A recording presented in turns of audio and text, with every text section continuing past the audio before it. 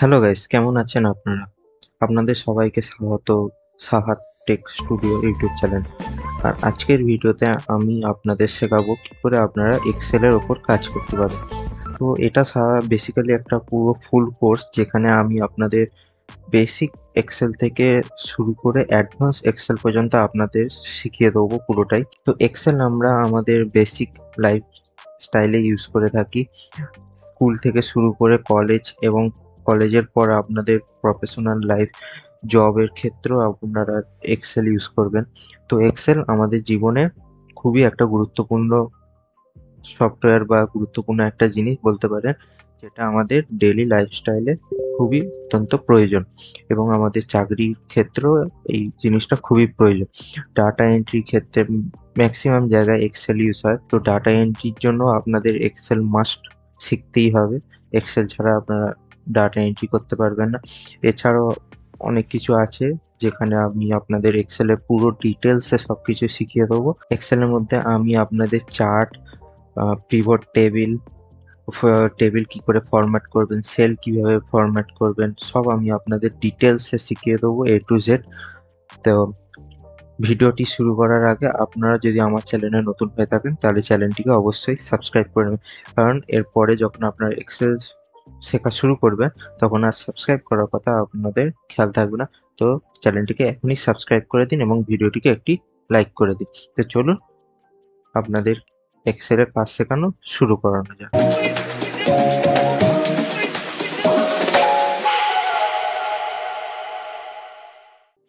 তো চলুন বন্ধুরা, এক্সেলের এই কোর্সটা এবার শুরু করা যাক। তো সবার প্রথমে আমি আমার এক্সেল ওপেন করে নেবো। তো এক্সেল ওপেন করার জন্য আপনারা প্রথমে এখানে স্টার্ট যে মেনুটা দেখতে পাচ্ছেন, স্টার্ট মেনুতে যাবেন এবং সামনেই আপনারা এখানে এক্সেল পেয়ে যাবেন। এটার উপর ডবল ক্লিক করলেই আপনাদের এক্সেল কম্পিউটারে ওপেন হয়ে যাবে। তো ওপেন হয়ে যাওয়ার পর আপনাদের স্ক্রিনের সামনে ঠিক এই ধরনের ইন্টারফেস আসবে। তো এখানে আপনি সবার প্রথমে বাঁ সাইডে দেখুন, তিনটে অপশন আপনারা দেখতে পাচ্ছেন। প্রথম হচ্ছে হোম, তারপরে নিউ, তারপরে ওপেন। তো হোম যে মেনুটা রয়েছে, হোম মেনুটার সাহায্যে আপনারা হোম পেজে থাকবেন, যেটা আপনাদের স্ক্রিনের সামনে আপনারা দেখতে পাচ্ছেন। এবং নিউতে গেলে আপনারা এখান থেকে, এবং নিউ থেকে আপনারা আপনাদের এক্সেলে নতুন ওয়ার্কশিট অ্যাড করতে পারবেন। এরপরে ওপেনে, ওপেনে আপনারা যদি আগে থেকে কোনো ফাইল সেভ করে রাখেন আপনাদের কম্পিউটারে, বা আপনাদের ডেস্কটপে যদি আগে থেকে কোনো ফাইল আপনারা সেভ করে রাখেন, সেই ফাইলটার উপর যখন আপনারা আবার কাজ করবেন, তখন এই ওপেন বাটন থেকে ক্লিক করতে পারেন। এবং এই ওপেনে আরেকটা পদ্ধতি আছে, সেটা আপনাকে আমি পরে দেখাচ্ছি।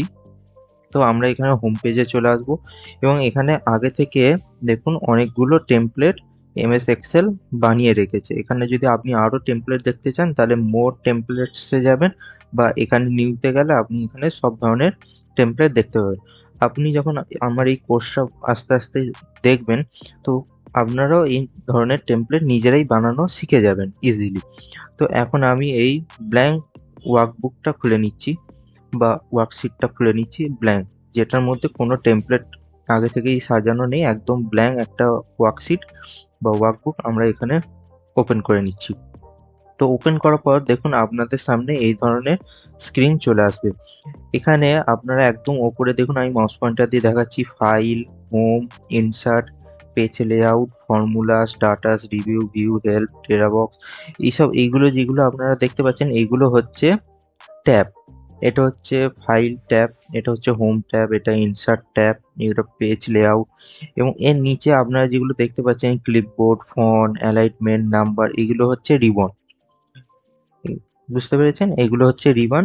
এবং এই ফন্ট রিবনের মধ্যে দেখুন, এখানে আপনি টেক্সট ফন্ট সাইজ পেয়ে যাবেন, ফন্ট নেম পেয়ে যাবেন, ফন্ট ছোট করা বড় করা, মানে ফন্ট সাইজ ডিক্রিজ ইনক্রিজ, এবং ফন্ট কালার সবকিছু পেয়ে যাবেন। এগুলোকে গ্রুপ বলা হয়।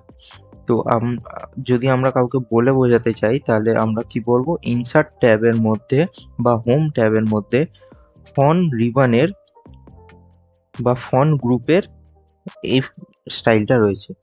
আমি আরো সহজভাবে আপনাদের বোঝানোর চেষ্টা করাচ্ছি। ধরুন আমি আপনাকে বলছি যে ফন্টের কালার চেঞ্জ করব, তো আপনি কিভাবে করবেন?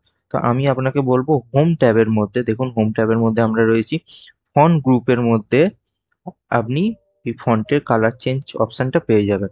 এবার আমি আপনাকে বললাম আপনি ফন্ট হোম ট্যাবে ক্লিক করলেন, ধরুন অন্য ট্যাবে রয়েছে তো আপনি আগে হোম ট্যাবে ক্লিক করবেন, তারপর ফন্ট গ্রুপ খুঁজবেন, এইটা ধরুন ফন্ট গ্রুপ আপনি পেয়ে গেলেন, তারপর এখানে খুঁজবেন যে কোথা থেকে টেক্সটের কালার চেঞ্জ করা যাবে। তো দেখুন এই অপশন থেকে আপনার টেক্সটের কালার চেঞ্জ করতে পারবেন। কিভাবে চেঞ্জ করবেন, কেমন ভাবে চেঞ্জ করবেন, সব আমি ভিডিওতে আগে দেখাবো।